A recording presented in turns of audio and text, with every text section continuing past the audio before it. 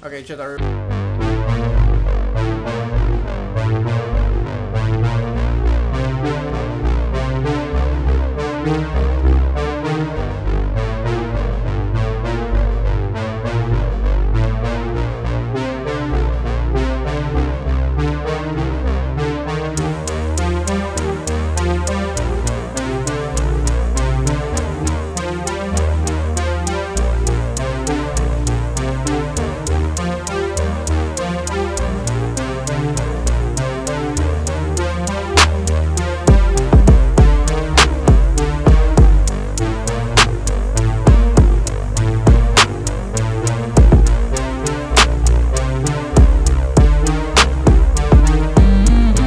Hey guys, Azzapp here, and no, this is not a troll build, this is not a troll video, okay? This is absolutely legit ROCKETBELT VEL'KOZ. The discovery of it, much like penicillin, came as a total accident. So young Zapp you're about to see in the Origins video, didn't realize that the patch shifted and changed a bunch of items, how they're built, which kind of make more sense now, but I didn't fucking know. So I built the wrong item, and instead of selling, I just decided to like go with the rocket belt.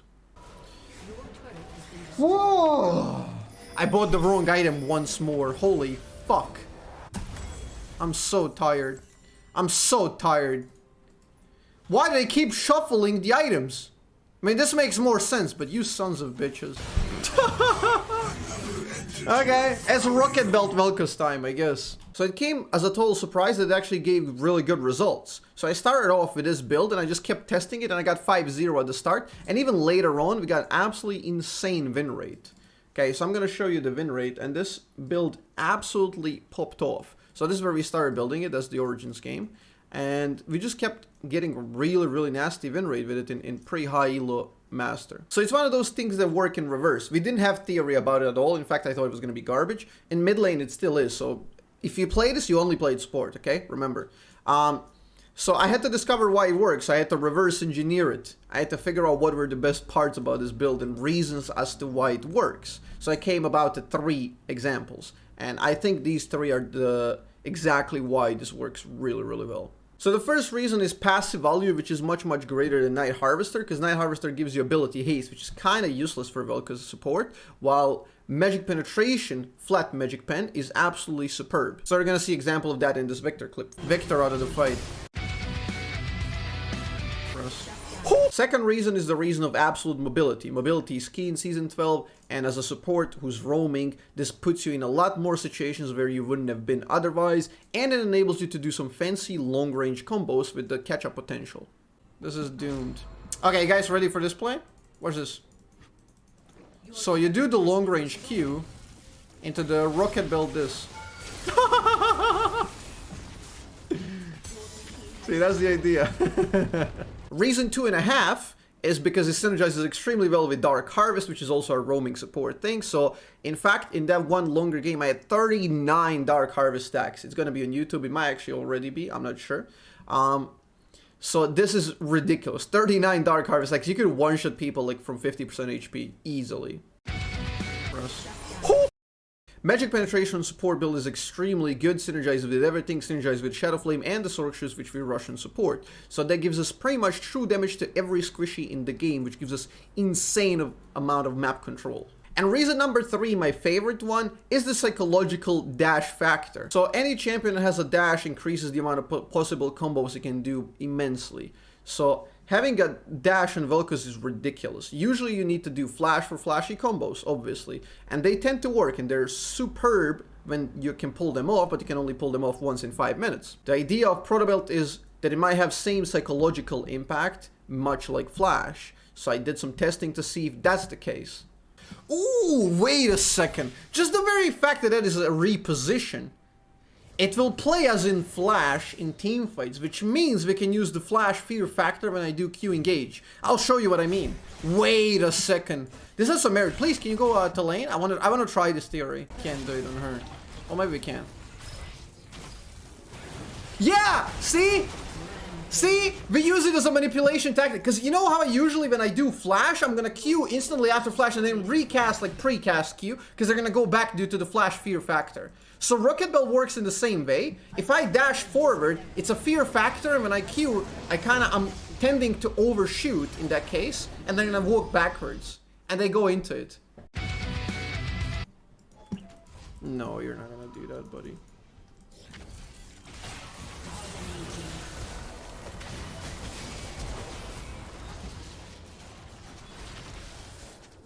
Oh, he fucking lived. Sheesh.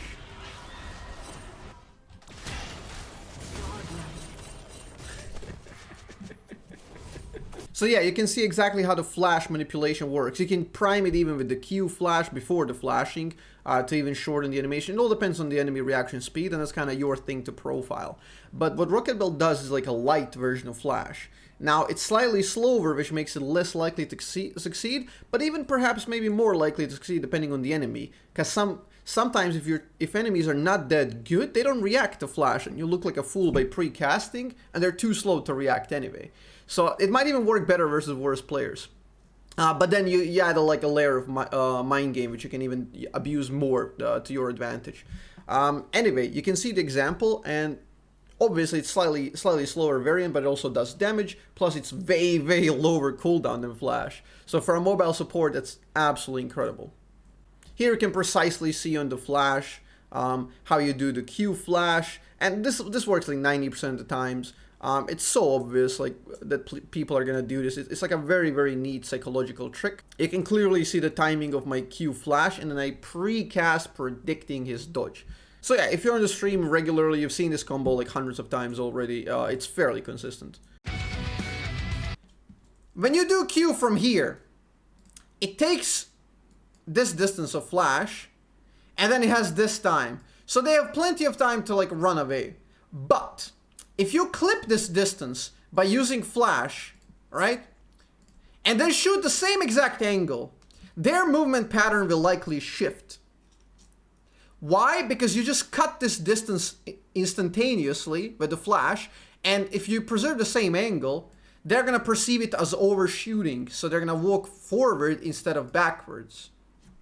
Right? Does this make sense? So the same principle, I guess, can be applied with a ROCKETBELT. Doing a ROCKETBELT here and getting that extra movement speed with the distance, and then you shoot Q like this, and then they walk forward into you. And that's literally what we just did to Kiana. So adding that like instantaneous gap into the fear factor of Vel'koz being close to manipulate their movement. And then I'm gonna pre-cast it, obviously, predicting that he moves here, and I'm gonna full combo over here, and then so now, not to bother you too much, I'm gonna show you quickly runes and items, and that's about it, honestly, and you're good to go. These are the reasons why it works, and that's the trick. And I got super high win rate on it. I would love for you to test it out as well. And yeah, that's so sick. Very funny how he stumbled in this build, and people still to this day, like, I've been playing this for like over a week testing, and people still don't think it's real. They keep saying, is this like a troll build? Yeah, I mean, if it works in Master 200 LP, then it's probably not troll. Anyway, while I load up this League of Legends, I just want to say thank you to all the patrons supporting us on patreon.com/Azzapp. Yeah, thank you guys so much. Really means a lot. You guys are watching this earlier, and a lot of other content to come. And next month, I'll have a lot more time. We're going to be, after the challenge is finished, we're going to have way more time. So I will be going back to my regular coaching schedule. So we're going to be doing a lot of free coachings from Patreon list to create some really nice coaching content, educational stuff. And yeah, so here we are in the client. Let me quickly show you the runes that we run. You want to run Dark Harvest with it, obviously. Superb synergy. Now, you can run Sudden Impact with this, which is really cool. It has absolutely no value until you build the item, but once you build it, it gives you a bit more magic penetration, which the more magic pen you have, the more value it has, which is absolutely incredible for this setup. And yeah, you're going to be doing true damage to like basically everyone but mega tanks in this game. So here we go with the Ghost Poro. I really love Ghost Poros because they give you really good vision. You can actually run Eyeball as well if you're really aggressive. So both of those doesn't really matter. Both are really good. Ghost Poros are really good because they give you these like hints of vision of where enemies are. If they step over a Ghost Poro, you can use that to your advantage and like follow them up with a ROCKETBELT Q, long range Q. I still think Relentless is too high value, even though there's an idea of going Ingenious to lower the cooldown. But I don't think it's that necessary because the cooldown is super low anyway, so you get diminishing returns. If the ROCKETBELT was like much more powerful but 120 seconds cooldown, then going Ingenious would be pretty much mandatory. But with the super short cooldown, I don't think it's necessary at all. Relentless has way too much value out of combat, and you're just everywhere on the map. You have so much impact, people have no clue how you're there every time, countering their ganks, outplaying them. Now, obviously, that requires a bit of map knowledge, like how the pieces move, and you need to be there to counter, but other than that, absolutely incredible. Now, mana flow ban mandatory, because much like in Night Harvester, we're building an item without mana. So we're not going into Lost Chapter, which would be a mega waste, because you don't really need that on support. So this is basically better version of Ludens that you're doing. You get the movement speed, plus you get the dash, plus you get the pen. So this is essentially a better version of Ludens. So as long as you can manage your mana, which you can, as long as you don't spam too much pre-level 3. I see that all the time. When I'm coaching, people spam their entire mana pool before level 3, even though they land 80% skill shots, doesn't matter. Like 2 potions and they're full HP and you're just out of mana, so you're useless.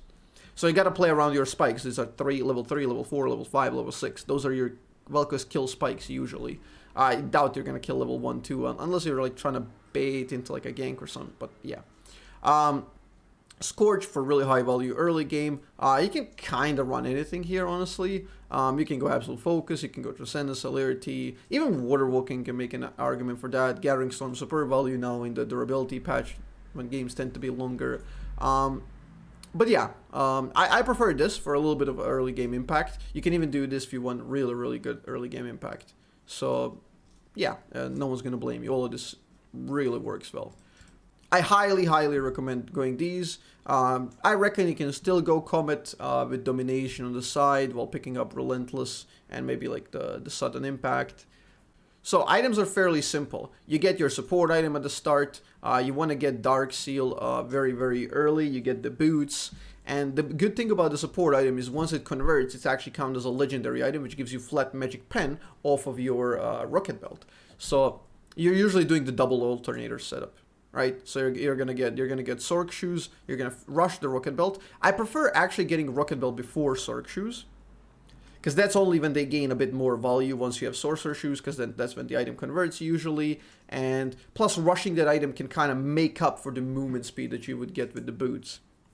You just take tier 1 boots and Dark Seal on the first recall, rush the rocket belt, finish the boots, and then you go for the second alternator and then turn it into a Shadow Flame. And that gives you infinite penetration. You just do way too much damage. You can even get Mage Ice at this point because it gives you extra movement speed. It's going to give you extra movement speed and it's going to give you more penetration power as well because it's also a legendary item.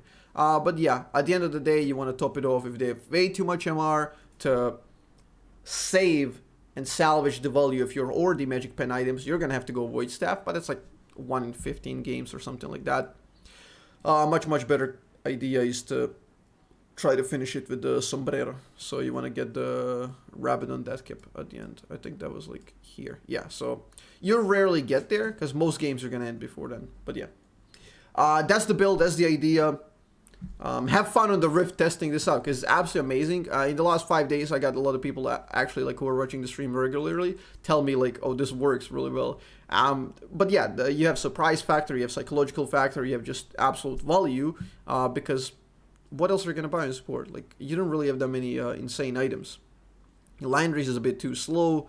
Ludens, you're investing in a lot of resources that you don't really utilize because you don't really care about the farm. And yeah, so the choice for me right now in support was between Night Harvester and this, but I found that this like mobility is just so good. Anyway, thank you all for watching. Have a great day and see you on the stream. Peace.